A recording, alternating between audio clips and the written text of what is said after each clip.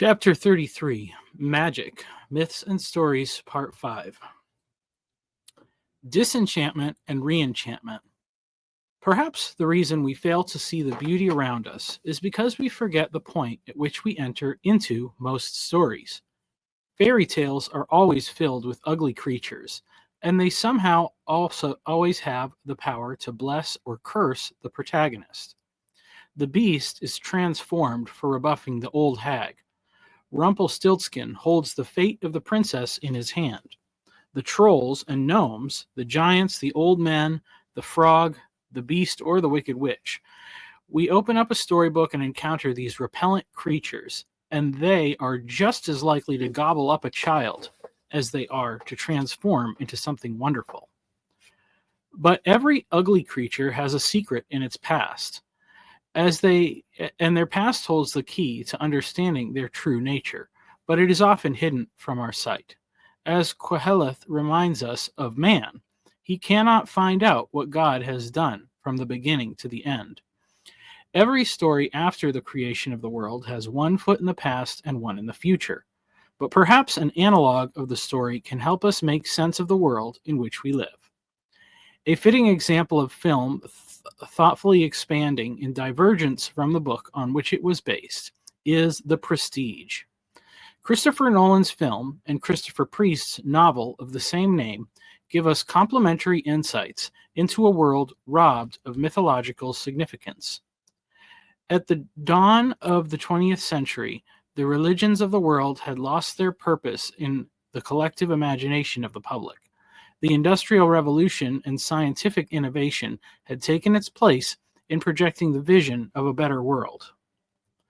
When the perceived value of fictional stories was at an all-time low, people craved something real to provide respite from the troubles of the world. Only the master magician, through the art of legerdemain, could suspend the disbelief that had grown so thick in the mind of modern man. The sophisticated man could not pretend or imagine and had no use for fairy tales and stories. But the tricks of the illusionist were something that he could see with his own eyes. He may know it was not real magic, but how it was done was mysterious enough to quiet the skeptic living in his head. The story is of a rivalry between two magicians, Alfred Borden and Rupert Angiers. The former can see a trick and know exactly how it's done. He's a skeptic who knows the burden of understanding truths that others cannot bear. The latter is dumbfounded until he learns the secret of an illusion. He is a true believer in a world that has run out of things to believe in. The movie begins with an explanation of a magic trick, which mimics the narrative structure of the story, and can help us understand the overlapping threads of the many characters we encounter, both in fiction and in real life. The first part of the trick is the pledge, where the magician shows us something ordinary, a living bird. Next comes the turn, when something out of the ordinary occurs. The bird vanishes. Finally, in the third act, the bird returns, and this is called the prestige. Before reading the book and watching the film, I stumbled across a commentary from Jared Bauer of the movie, in which he concluded that the film was a polemic against the idea of disenchantment. This is in reference to the belief that the onset of modernity stripped away the magic from the world, and the adherents of many groups are seeking to re-enchant the world, or our perception of it. This challenge is being embraced by everyone from the neo-pagans, the trad-caths, the online ortho-bros, inklings aficionados, fantasy nerds, and LARPers of all varieties, and the metamodernists. Frankly, I think the commentator is right, though he may not agree with my conclusions.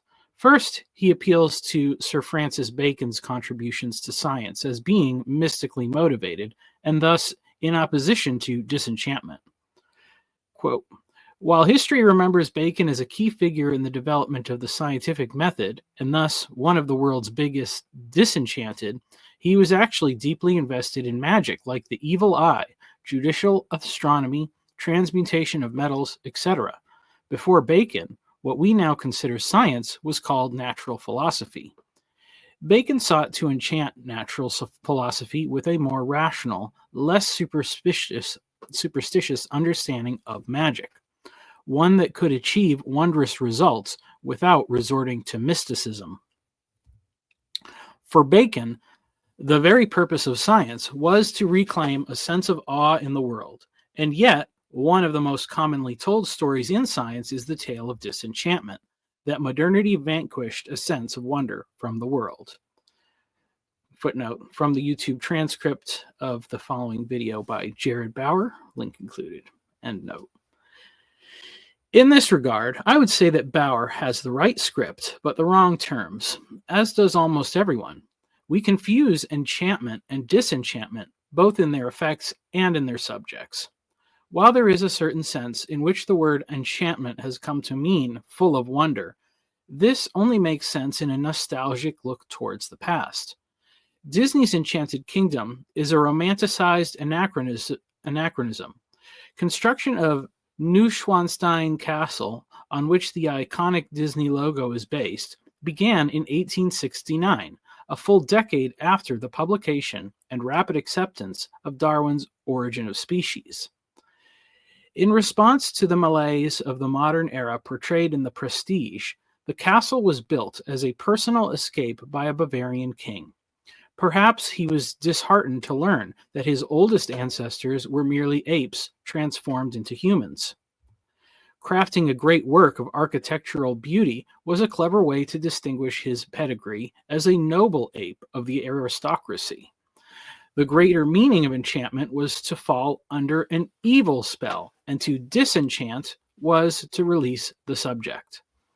Think back to all the classic fairy tales. The beast is enchanted, as is Sleeping Beauty, Snow White, the Frog Prince, the Lady Ragnell, and many more. This also points to the other misuse of the term. To believe that the world can become enchanted or disenchanted is a myth. If it were so, no one would know. People become enchanted, or smaller arenas like castles, villages, and at most nations, but not the entire world. Of course, it was mostly Europe and North America that fell under the enchanting myth of modernity. Bauer highlights philosopher Bruno Lore as the definitive expert on dispelling the myth that modernity vanquished wonder from the world in his work, We Have Never Been Modern, quote, in which he argues that the notion of modernity is predicated on the false claim that it's possible to separate the domain of science from the domain of culture. Lore contends that instead of disenchanting the world, modernity continually produces hybrid entities that blur the line between nature and culture. Essentially, modernity did not eliminate enchantment. Technological advancements, scientific discoveries, and the complexities of modern life often evoke wonder and awe and even a sense of magical emotions traditionally associated with pre-modern enchantment. This is the same thesis I have been expounding in the previous sections. We don't experience enchantment because when we see a man married to a lovely lady, her appearance doesn't change. But when we ask the husband who has loved her faithfully as Sir Gawain, we discover that he sees the beautiful Lady Ragnell sitting at his side. The glimmer in his eyes reveals the spell at work. But is it he who is enchanted or us? Consider the fairy tale arc of the Apostle Paul's experience on the road to Damascus. He was blind to the harm he was doing, seeing the world through an enchanted point of view, and so he suffered a physical enchantment of blindness, causing him to rely on the goodness of strangers and enemies. Ananias is skeptical of Paul, but he trusts in Jesus. Just as Gawain gives Lady Ragnell the kiss in her loathsome state, Ananias lays hands on the man he sees as an enemy, and the spell is broken, as the scales fall from his eyes. Acts 9. Both Gawain and Ananias needed to believe that wonders were possible to step out in faith. They are not under a spell. Those who cannot believe are the enchanted ones. In Priest's novel, These contrasting worldviews are portrayed by the two magicians. Borden is the skeptic. He knows and can see how all the tricks are performed. But his skepticism runs deep because he knows that an extraordinary magician can go to extraordinary lengths to hide mundane reality behind his illusions. He perceives the trick behind Chung Ling Su's incredible fishbowl trick is no trick at all. The man performs his entire routine, shuffling around the stage like a feeble old man, with a heavy bowl of fish between his knees. To protect this secret, Chung Ling Su spends his entire life shuffling around, never letting anyone discover the tremendous strength he possesses.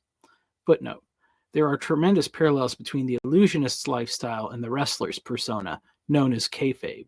This topic is covered in chapters 49 and 50. Seeing what great lengths people will go to protect their secrets, Borden has a strong ethical repulsion against charlatans who prey on the vulnerable.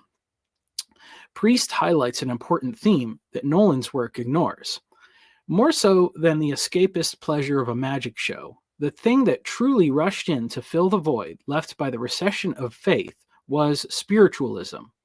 This is exactly the type of scientific cultural hybrid lore refers to, where new religious movements attempted to take a scientific approach to the spiritual realm.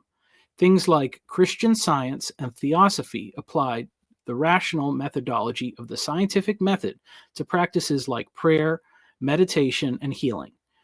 Jungian psychology explored the same territory from the scientific side of the spectrum. At the level of folk religions, belief in fairy tales and other superstitions were replaced with things like the seance, which were often conducted by the same people who performed as magicians on stage. Harry Houdini was the most famous real-life example, but Rupert Angiers fills this role in the written version of The Prestige. Angiers is a true believer, not in spirits, but in magic.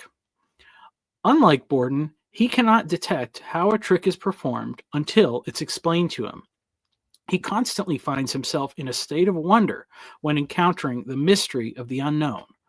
When the struggling young magician stumbles across the seance as a means of providing for his fledgling family, he sees himself in genuine service to the families of the departed. Though he knows there are no spirits being conjured, he is glad to provide the sense of comfort and relief that he experiences in the wonder of new illusions. When Angiers is brought in to perform a seance for a relative of Borden, the other illusionist is filled with disgust, seeing his family taken in by Angier's use of legerdemain. This leads him following the other man's career, spoiling another seance with disastrous consequences, and igniting a rivalry that ends up lasting several generations. The differences between the two magicians show the true contrasts between worldviews that are often missed by names and labels. In a prior century, Borden could have been the unbelieving priest who dutifully maintains the outward appearance of piety for the sake of his flock. What would we call a man such as this? Though he lacks belief, his actions mirror a Christ-like self-sacrifice, taking on the burdens of others, allowing them to place their faith in him, and never betraying the secret of his own doubts, lest anyone be led astray. In both film and book, Borden bears such a burden for his whole life, as it is ultimately revealed that he is not one man, but two, identical twins sharing a single identity, each one sacrificing half his waking life in seclusion to guard the secret of their greatest trick. Angiers, the true believer, would have been a miracle worker in a previous era.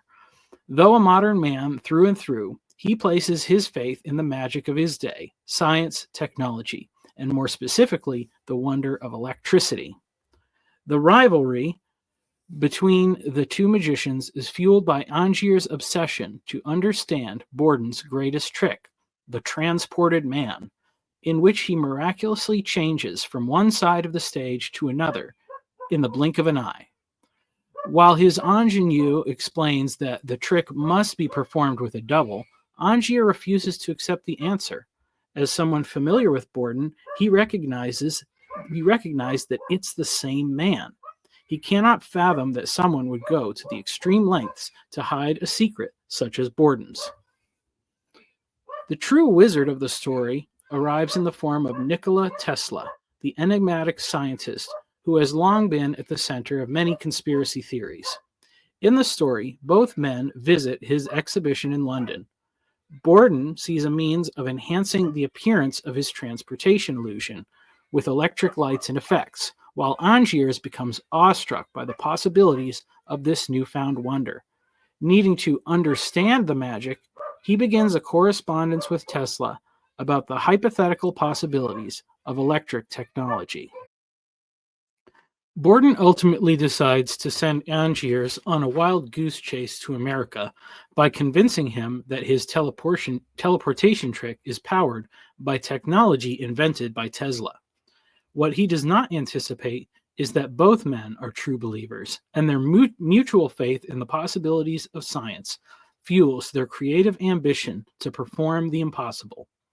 Now firmly in the realm of science fiction, though perhaps technically possible, Tesla sets out to create a machine that will use electricity to transport matter through the air. What the machine he produces actually does is create a duplicate, and here the film and novel diverge quite broadly. In the novel, each time Angier performs his miracle, his soul is transported into the newly created body, leaving behind a corpse referred to as the prestige materials, the disposal of which is a problem to be solved. Nolan's version is more materialistic and more disturbing. No notion of a soul comes into the narrative, but each time the trick is performed, a true living duplicate of Angiers is created and subsequently drowned in a tank of water. The discovery of this drowning by Borden leads to him being framed for murder and subsequently hung, while his double then takes revenge on Angier. There is still real magic in Nolan's film, as the duplication of living people is something that is unexplainable through the materialist lens, but he still plays on the concept of faith. When the promoter tells Angier to do something in the presentation of his miracle to cause a bit of doubt, the solution he arrives at is to tell the truth. He tells them his performance is no illusion, but simply a scientific process.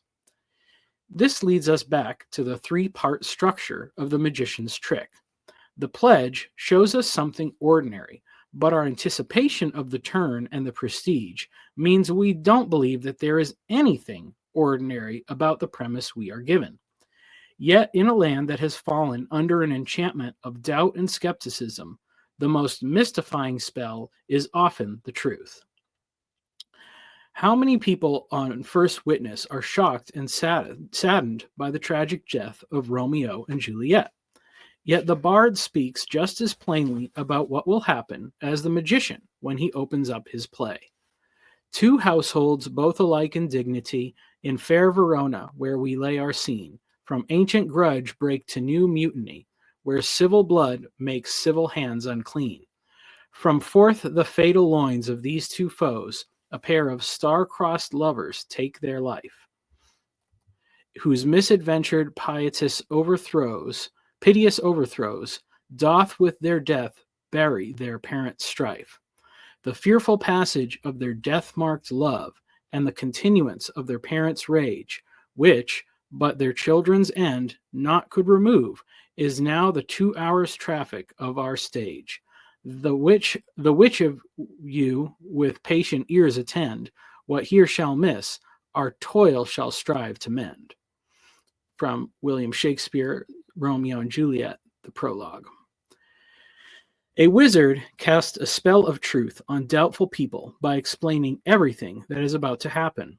Perhaps this can help us discover what is wrong with our perception of the world. We often come to the performance too late. We encounter characters during the turn when they have already become enchanted, such as the loathly lady.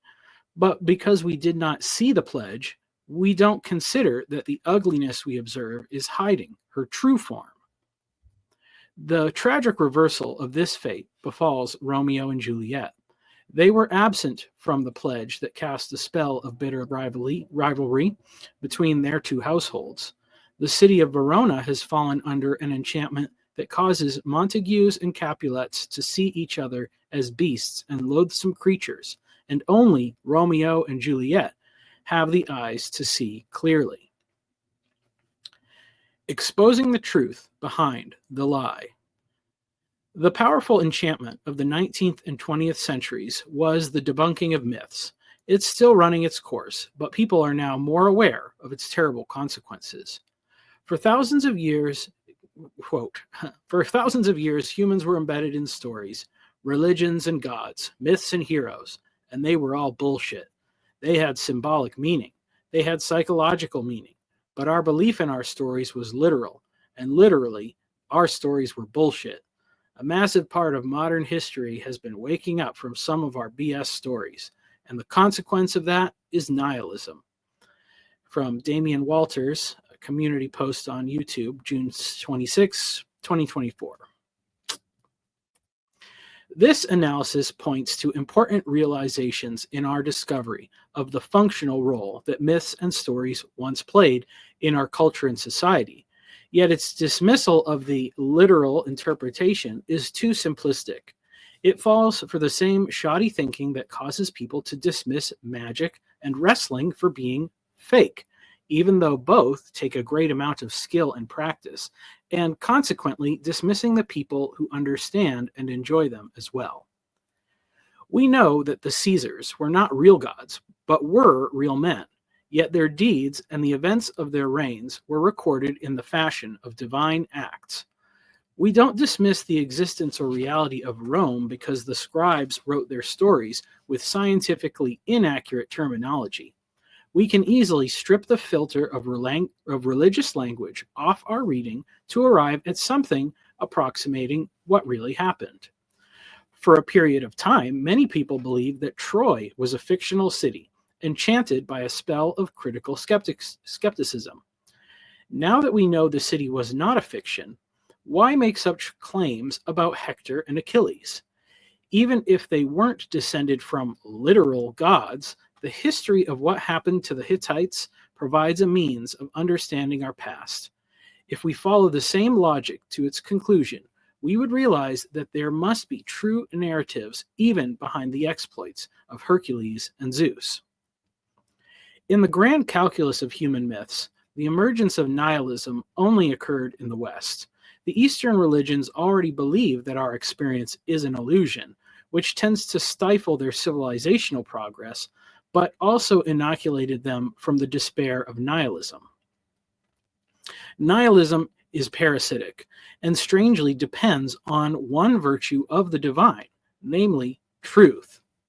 Nihilism causes despair because we believe it to be true, and it haunts us because if it is true, it is the only truth. Everything else is a falsehood, a lie.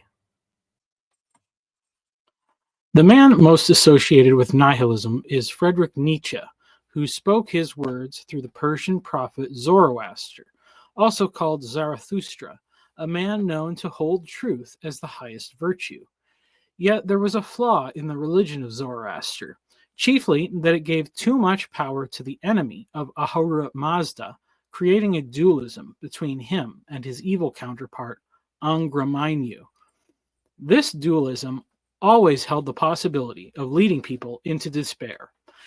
None could rightly say if the forces of good and evil would battle endlessly in eternal recurrence, or, as the faithful hoped, one day Ahura Mazda would achieve a final victory over his nemesis. But the weakness of Angier essential nature is expressed in his principal epithet, Druge, the lie, and this gives us the necessary hint to correctly interpret the theology of Zoroaster. What would the lie tell us about his own nature? The memory of Zoroaster and his message have all but vanished from the world, but his influence endures. As he helped the Persians rid themselves of the lie of idol worship, God used their mighty empire to deliver his children from the grasp of pagan Babylon. Thus says the Lord to his anointed, to Cyrus, whose right hand I have grasped, to subdue nations before him, and to loose the belts of kings, to open doors before him, that gates may not be closed. I will go before you and level the exalted places. I will break in pieces the doors of bronze and cut through the bars of iron. I will give you the treasures of darkness and the hoards in secret places, that you may know that it is I, the Lord, the God of Israel, who call you by your name.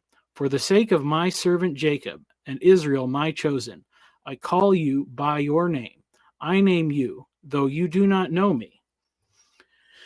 The Lord of the universe is the reality behind the one Zoroaster called Ahura Mazda, and he spoke of the role that the Persian king Cyrus would play in setting the stage for the arrival of his son. When Jesus came, he referred to himself as the way, the truth, the life. The Son of God, who said, I saw Satan fall like lightning from heaven in Luke 10:18, referred to the same creature called the Druge when he said, he was a murderer from the beginning and does not stand in the truth, because there is no such truth in him. When he lies, he speaks out of his own character, for he is a liar and the father of lies. As a Jew of the Second Temple period, Jesus spoke in a language that had become quite conversant with concepts and teachings of Zoroastrianism.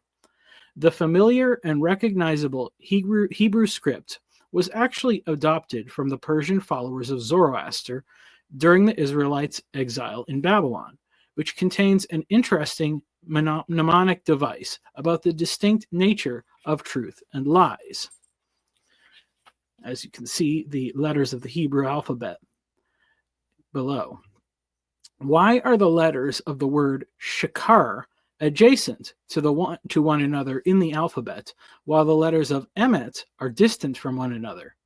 That is because while falsehood is easily found, truth is found only with great difficulty. And why do the letters that comprise the word shakar all stand on one foot, and the letters that comprise the word emet stand on bases that are wide like bricks? Because the truth stands eternal, and falsehood does not stand eternal. From Safaria.com.org. And this was given to me by my friend Jacob Federecci for introducing me to this Hebrew lesson. Thank you. John wrote that in him was life, and the life was the light of men. The light shines in the darkness, and the darkness has not overcome it.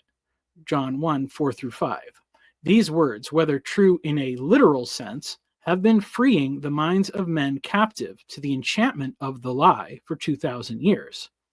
For though many have fallen under the spell of the lie, it has never succeeded in overcoming the life that is the light of men. It has taken over cities and nations for seasons and sometimes centuries, but it has never enchanted the whole world.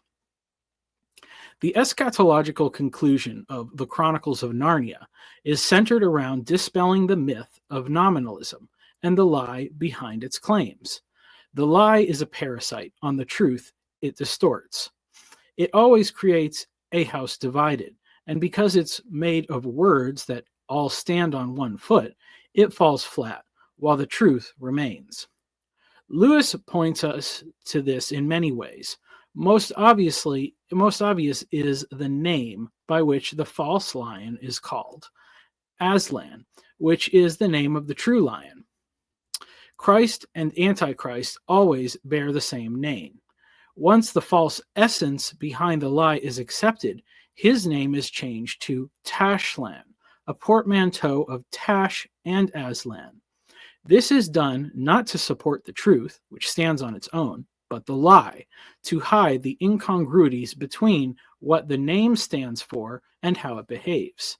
This is the descent into nihilism, for if Aslan and Tash are truly the same, there is no such thing as goodness or light or truth. When I found that we were to go in disguised, to work by lies and trickery, then my joy departed from me. And most of all, when I found we must wait upon a monkey, and when it began to be said that Tash and Aslan were one, then the world became dark in my eyes. From C.S. Lewis' The Last Battle, Chapter 15, further up and further in. Lewis dispels the gloom by speaking to us through a character who fully inhabits the name he bears, Emeth, the same Hebrew word for truth that stands on bases wide like bricks.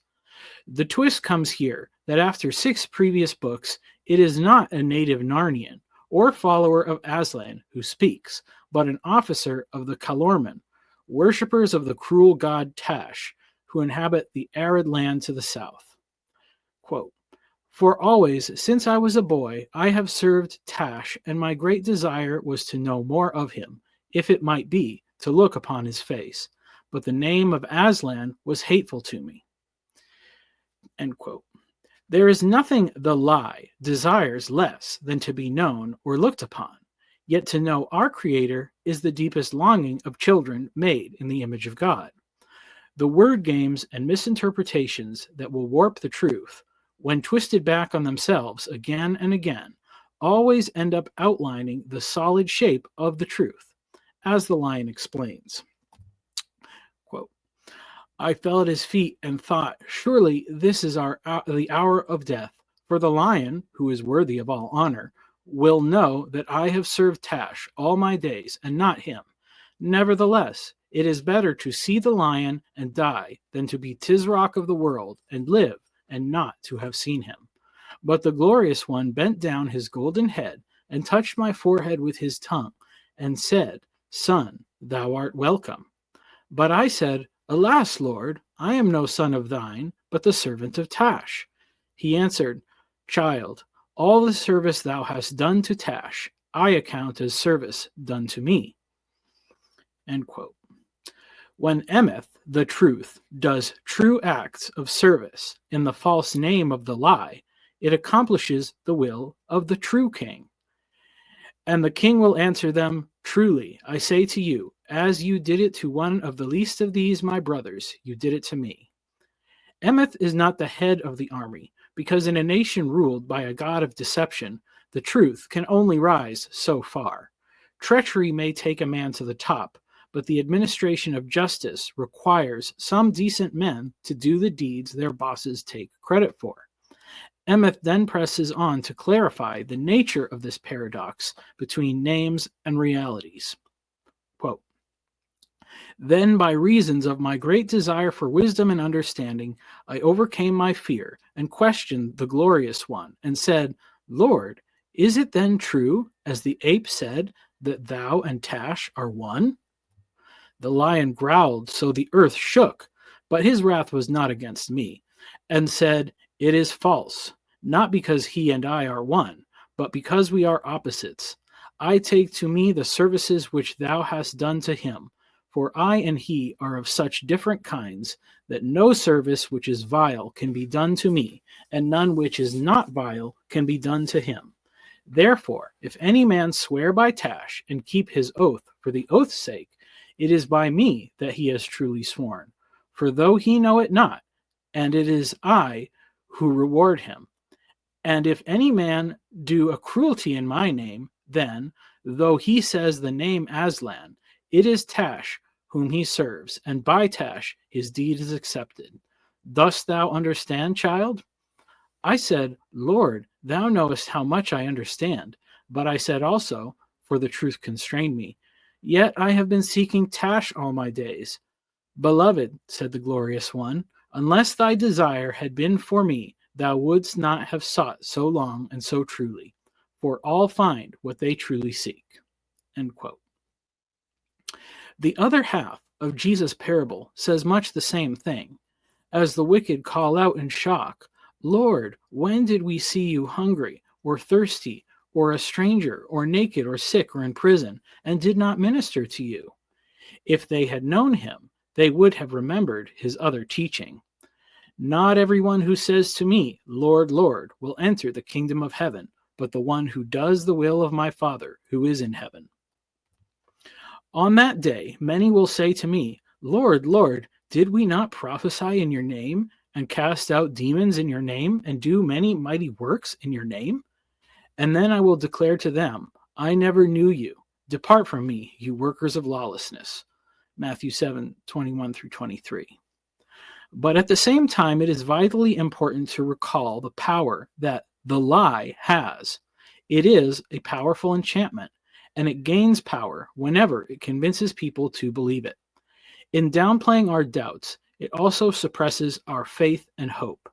Though it is always the same lie, the one that questions what God said, it takes on new forms throughout the ages, and it conjured up an essentially potent mix of plausible sounding conclusions during the 19th and 20th centuries.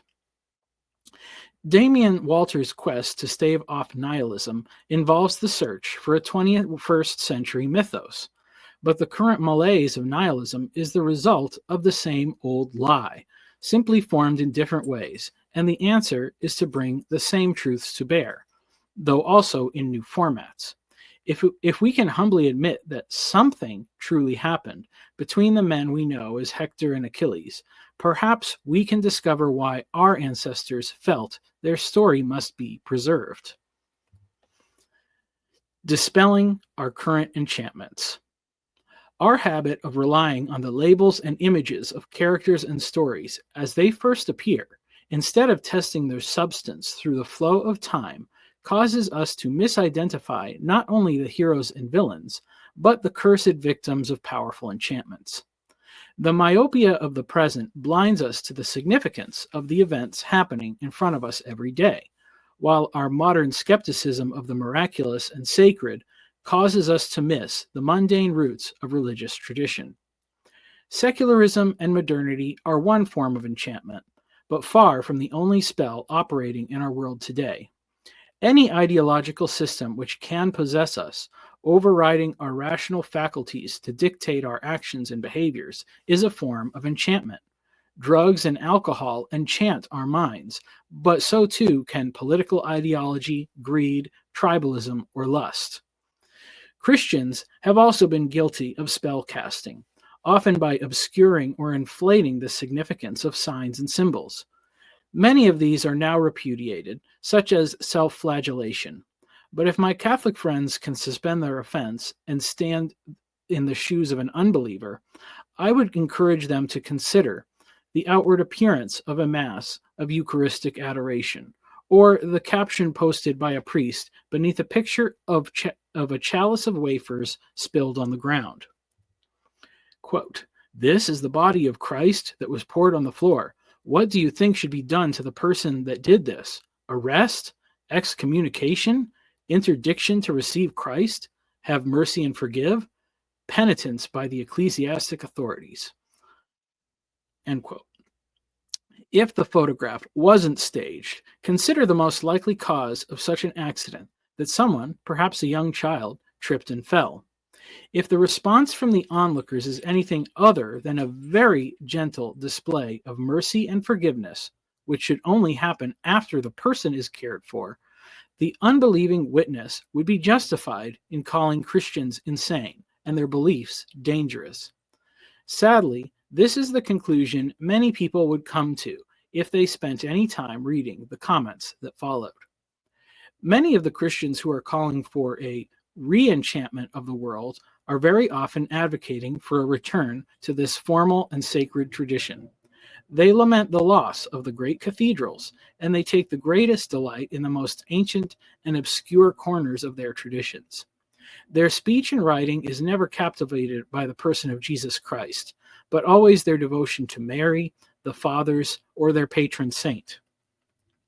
Recent converts to Orthodoxy and Catholicism often boast a myriad of icons or other religious paraphernalia for their personal devotion, always clearly visible in the background of their webcams, while they rail against the sins of modernity, failing to recognize how closely tied their access to these holy items is to the effects of global capitalism on the reduced labor cost of materials and labor. They have already fallen under an enchantment, one that causes an anachronistic nostalgia for a past that never existed, while blinding them to the most urgent and feasible needs around them. The call for re-enchantment isn't an escapist fantasy, not even worthy of being called a LARP. It's an MMORPG that is played on X and YouTube. If the disconnect between the glorified tradition of the high church liturgy and the gospel accounts of the Last Supper is unclear, I suggest going back through the rest of the text of Scripture and look at the many moments when food or drink was given or received. The bread and wine of Melchizedek in Genesis 14, Abraham's rush to bring food and drink at the arrival of the three visitors in Genesis 18, Rebekah's offer to water the camels of Abraham's servant, Genesis 24, the priest of Midian's call for Moses to come eat his bread, Exodus 2, Gideon and Manoah, who offered their meals to the angel of the Lord, Judges 6 and 16. Ruth accepts the bounty of Boaz's table and shares it with Naomi, Ruth 2. Abigail brings food to David and his men, 1 Samuel 25. The widow of Zarephath shares her last with Elijah, 1 Kings 17. The boy who shared his loaves and fish with Jesus, John 6. With a few exceptions, none of these stories are particularly miraculous, especially on the part of the one offering the food. Yet these and other simple acts of kindness, and the correspondingly banal acts of pettiness and jealousy, are an integral part of the myths and legends of our world, with their counterparts being found all over, in every form, from simple folk tales to the most sacred traditions. A modern fairy tale. If we can break free from the spells and enchantments that cloud our vision, the next step forward is to begin identifying the roots of sacred stories that are forming all around us. Consider the following story, but keep in mind the question of what real events could inspire such tales. Perhaps then we can discover something closer to the facts behind the fables we know and love. There once was a kingdom that fell under a spell of twilight. The eyes of every person began to dim, and the color faded from their sight. In this time, everyone did what seemed right in their own eyes, but there was no clear rule by which to judge right from wrong. In one small but ancient city, though the light was dim, the old paths were still strong. People could find their way from place to place, and learn their roles according to the traditions of their parents and grandparents.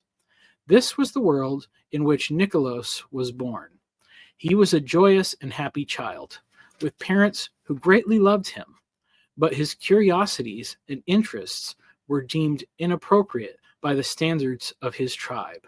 The young boys mocked him cruelly, and while the young girls showed him kindness, their affections were also mocking in nature. They treated him as if he was a girl and as harmless as a newborn kitten. Everyone told him he did not fit the paths and patterns of the city, hinting that maybe he belonged in a different clan. These whispers began to place a spell on him that slowly formed the kernel of an idea. When he entered the dawn of his manhood, the kernel blossomed into a newfound realization. Eros' passion had come on him, but in the dim light, he realized it was not the silhouette of a maiden that stirred his heart, but the strong shoulders of another young man. He reached out to touch the face of the figure before him, and his hand was slapped away. His parents were sad to see him hurt, but they were not surprised. Though his strange passions did not diminish their love for Nicholas, they did not see a happy life in his future. Knowing that the same cruelty he received from the young man would meet him time and again, he decided to leave the city. In pursuit of understanding his curious nature, he wandered out from his family and city to seek the tribe in which he truly belonged. It did not take him long to encounter other boys like him, wild boys who did not settle down, but liked to flit from place to place, spending their days only with other boys and men who lived in the same way. These boys did not care for the affections of girls and women, but only had eyes for each other. Though the boys would kiss and lie with each other in pleasure, they made no plans to stay or settle down. They lived for the thrill of the moment. They were a warrior tribe, and though Nicholas was not much of a fighter, they greatly appreciated his skill with the lyre, so they kept him safe in the skirmishes and celebrated their victories in song. Nicholas was content for a time in this tribe, but the traditions of his clan and family still formed a portion of his true self. He longed to have his own family, but he was frightened by women. Yet he knew that he could not be content to flit about from boy to boy. He wanted to find someone like him who wanted to settle down. One day, he was drawn by a powerful spirit to enter a small village tavern, where his eyes instantly fell upon a beautiful lad named Asa, whose delicate features and kind heart made Nicholas feel a thrill. Yet Asa had no love for men and fled from their company, even as friends. He especially despised the pederasts who charmed the young with lavish attention and gifts. Such customs were still quite common in the city of his youth. Nothing repulsed him more than the thought of being touched or kissed by a man. Asa chafed against such customs, and when he became mature, he too left home in search of a different tribe. In his wanderings through the land, Asa pursued the affections of many young women, but his custom of courtship was quite different from the men of his own tribe, and most men of that land, who loved nothing more than the thrill of taking a young girl's maidenhood. Asa had a gentle and sensitive nature that many women were drawn to, especially those who had been ill-treated in the past. Yet a very odd thing soon occurred that day. As Asa watched Nicholas enter the common room, the strange young man sat before the harp, and while plucking out a melody, began to sing. The clear, sweet voice of the young man cast a spell on Asa, as if he had been struck by Cupid's arrow. When the singer stood and approached him, his former repulsions were whisked away. Strangely, Asa did not feel drawn to pursue the young man, as he had courted so many women, but instead longed to be the object of desire. The look in Nicholas' eyes told Asa that the singer was quite willing to fulfill such a longing. The two were soon inseparable. Though Nicholas was not quick in his pursuit of Eros' passion, their friendship and affection were growing day by day. Yet Asa had a secret that he feared would cause Nicholas to walk away. But knowing that true love is not deceitful, he gathered the courage to share his tale. I was not always the creature that appears before you now. I was once a young girl named Eula, but I suffered a terrible fate. My mother and father, though they presented a virtuous mask in public, were in secret devoted to the worship of Dionysus. Under the influence of his foul spirits, they caused me great harm. In their drunken stupor, they failed to protect me from the passions of my cousin. Newly come to his manly strength, he took my maidenhood, though I was still many years off from becoming a woman. When I sought the comfort of my mother, she mocked me and cursed me, wishing I had never been born. When I finally came of age, I left my father's household and sought comfort in the arms of women who would treat me with greater gentleness than my mother, though their desires were not so pure. Much like the men of that city, they saw me simply as a morsel to be devoured. One day, as I wept bitter tears in my solitude, I spoke a curse upon the weakness and frailty of my womanly form. Suddenly, a strange and beautiful creature appeared in my room. She told me that she had heard my plight and offered to transform me into a man so that no one would harm me again. I desperately longed for such an enchantment and was willing to pay any price she had asked. Though I had coins and food and incense to offer up, she requested no compensation, though she told me there would be a price to pay.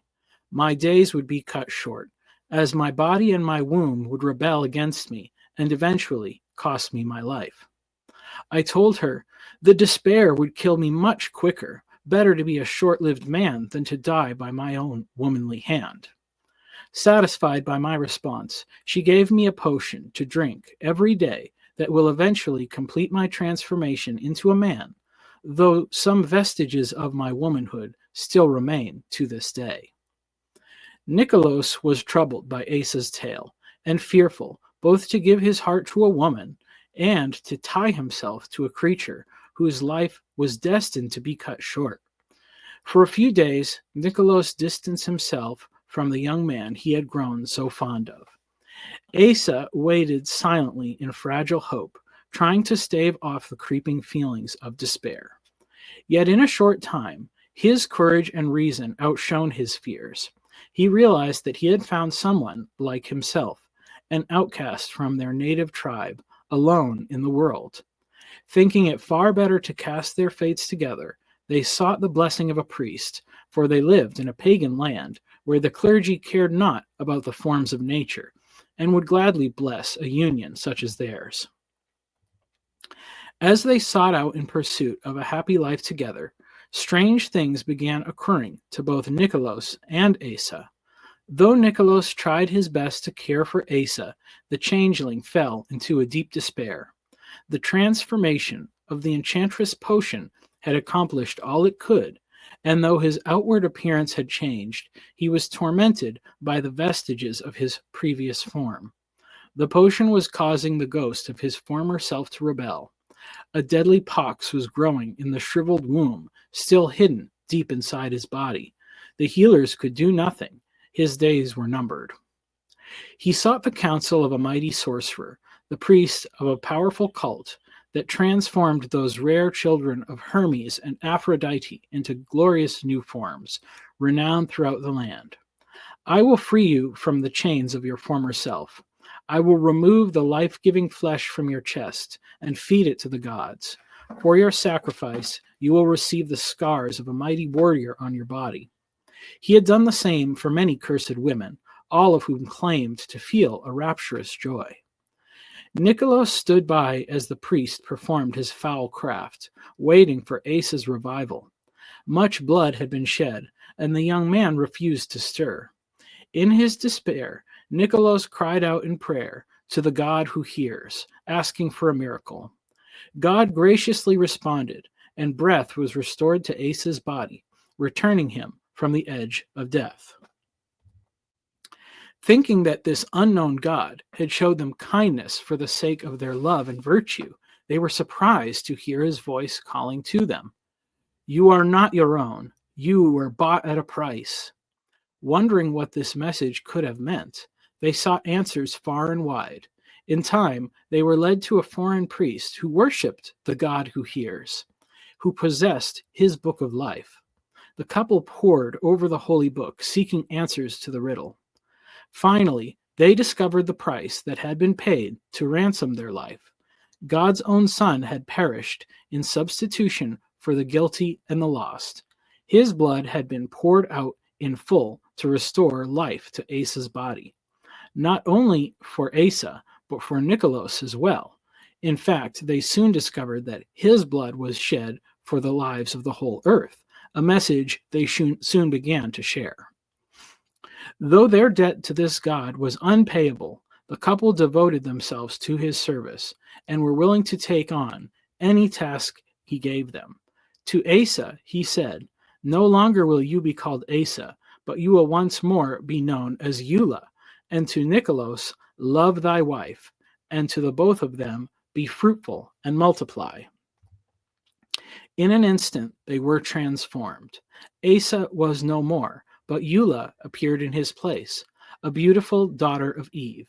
And Nicholas' fears of women were gone, replaced by a newfound affection for his bride.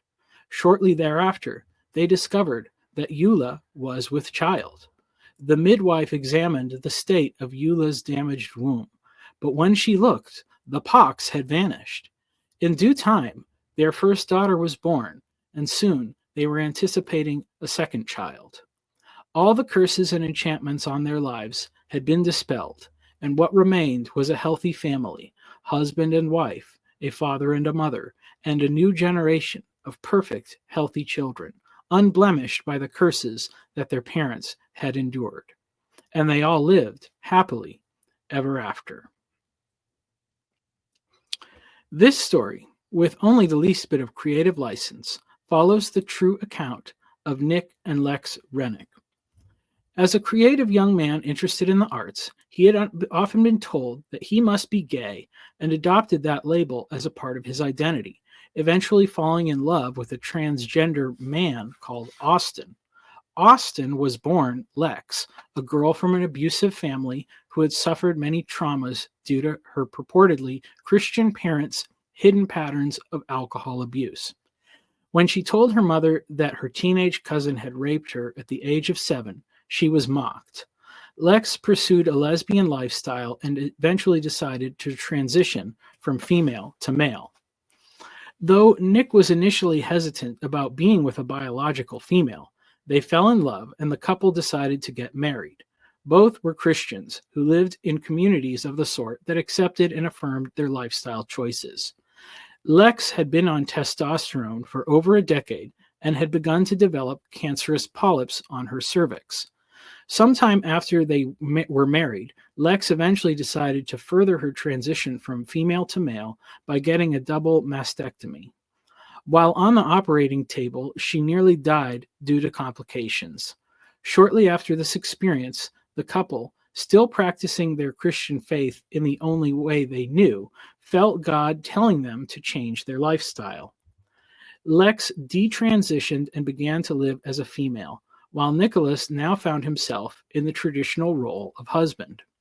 After getting off testosterone, Lex was able to become pregnant, and miraculously, her polyps vanished. The couple welcomed a baby girl into their family, and at the time of their interview, Lex was pregnant again.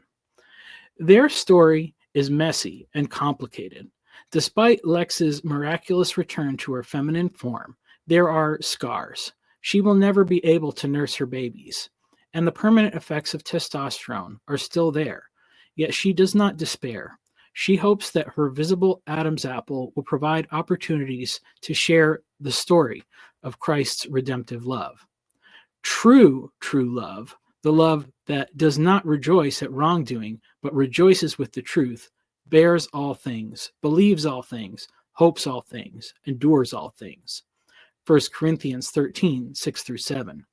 That love makes messy things beautiful. It does see scars as ugly defects or losses of integritas, but evidence of wounds that have healed. If a woman can be beautiful after cancer ravages her face, robbing her of speech and vision, then a woman with an Adam's apple can be beautiful as well.